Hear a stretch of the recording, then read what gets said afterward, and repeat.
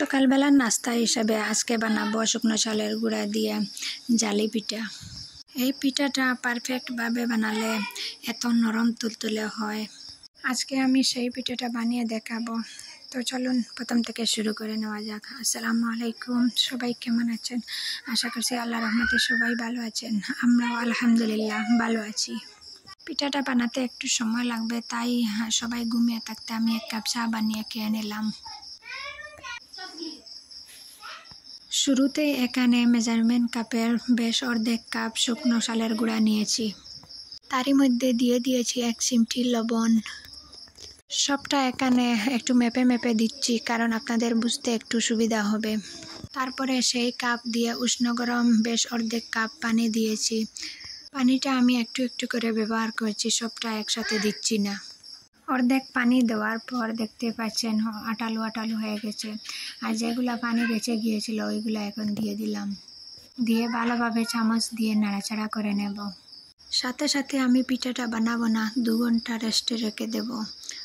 2 ঘন্টা রেস্টে রেখে দিলে দেখা যাবে গুলাটা একটু সফট হবে, তারই সাথে পিঠাগুলাও নরম হবে। এই যে দেখছেন 2 ঘন্টা পর আমি ঢাকনা তুলে দেখিয়ে দিচ্ছি, আর একটু ঘন হয়েছে ব্যাটারটা।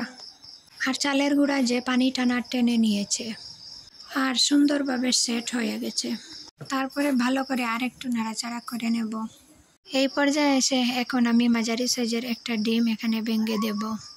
ডিমটা দেওয়ার পর আর একটু পানি আমি এখানে ব্যবহার করব। পানিটা একটু উষ্ণ গরম করে ব্যবহার করব।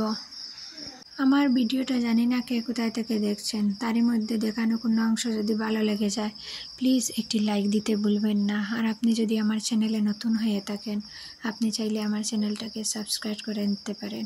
আর ফেসবুক থেকে দেখে থাকলে ফলো দিয়ে দিবেন। আপনি যদি এই কাজটি অলরেডি করে থাকেন, আপনাকে অসংখ্য ধন্যবাদ।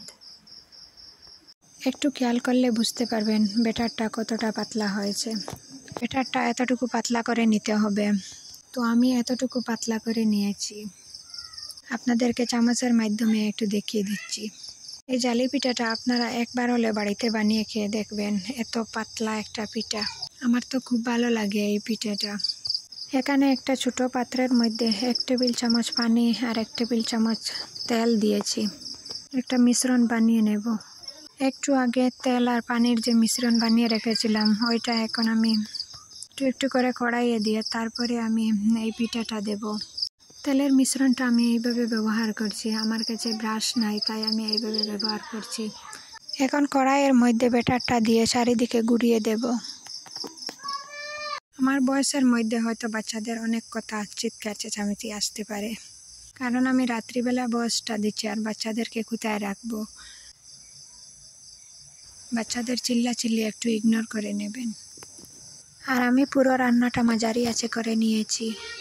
আপনাদেরকে দেখানোর জন্য একটা রুটি আমি উল্টে দেখিয়ে দিয়েছি। এরকম সাদা টাইপেরও রাখা যায়, আবার লালচে করেও একটু ভেজে নেওয়া যায়। আমি এইভাবে রেখে দিয়েছি। আর রুটিগুলা দেখো কতটা নরম এবং পাতলা হয়েছে। রুটিগুলাকে যেভাবে করবে সেভাবেই হবে। যেমন পাতলা নরম তেমন খেতেও সুস্বাদু হয়েছে। এই রুটিগুলা অনেক কিছু দিয়ে খাওয়া যায়, তবে আমি চা দিয়ে খেয়েছি।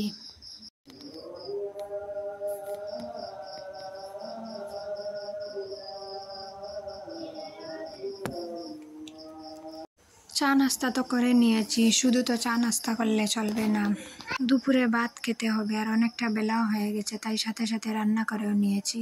রান্না করার পর যে হাড়ের সাইডগুলা ছিটকে ছিটকে যায় তরকারিতে, ওইগুলো না মুছে আমি ক্যামেরার সামনে নিয়ে এসেছি, একটু ইগনোর করবেন। শিম, আলু, টমেটো, রুই মাছ দিয়ে রান্না করছি, তারই সাথে ডিম ভুনা করেছি। আর এখানে ওই যে আগের দিনের অর্ধেক লাউ রয়ে গিয়েছিল, ওই অর্ধেক লাউটাকে পাবিয়া মাছ দিয়ে রান্না করে নিয়েছি। লাউয়ের তরকারিটা আর একটু মজা হতো ধনেপাতা দিলে। আমি ভুল করে শিমের তরকারিতে সবগুলা ধনেপাতা দিয়ে দিয়েছি।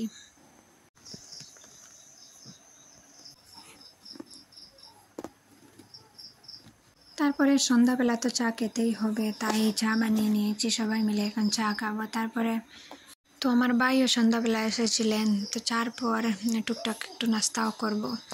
প্রথমে চাটা খেয়ে নিচ্ছি বিস্কিট দিয়ে। ইদানিং একটু বেশি চা লাভার হয়ে গেছি, আগে তো একদমই চা খেতাম না। এখন চা খেলে মনে হয় মাথাটা একটু হালকা হয়।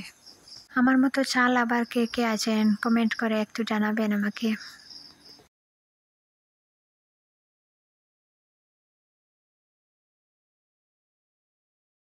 এখন আমি পাস্তা বানাবো, তাই সবটা আগে আমি রেডি করে নিয়েছি। এখানে টমেটো একটা কুচি কুচি করে নিয়েছি, তারপরে পাস্তা, পেঁয়াজ, কাঁচামরিচ, তারপরে একটা ডিম আমি বাটিতে ভেঙে রেখেছি। এই সবগুলো উপকরণ দিয়ে আমি পাস্তাটা বানিয়ে নেব। এরকম নাস্তা হলে বাচ্চারা তো খুব পছন্দ করে, তো তাদের জন্য বানানো এটা। আর আমার ছেলে পাস্তা খুবই পছন্দ করে। তো আজকের ভিডিওটা এই পর্যন্ত। সবার সুস্বাস্থ্য কামনা করে আপনাদের কাছ থেকে বিদায় নিয়ে নিচ্ছি। আল্লাহ হাফিজ, আসসালামু আলাইকুম।